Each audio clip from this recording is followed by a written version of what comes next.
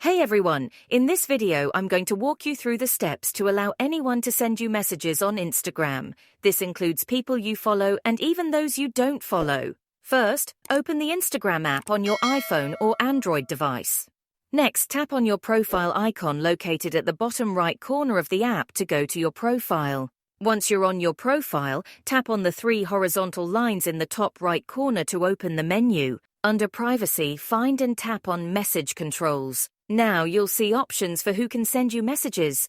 Tap on First Your Followers on Instagram and select Message Request. After that, tap on Others on Instagram to allow messages from everyone else on Instagram, including people you don't follow and who don't follow you. Make sure to select Message Request here as well.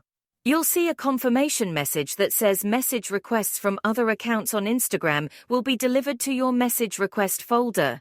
So there you have it. You've successfully allowed message requests from everyone on Instagram. If you found this tutorial helpful, don't forget to give it a thumbs up and subscribe to my channel for more Instagram tips and tricks. Thanks for watching.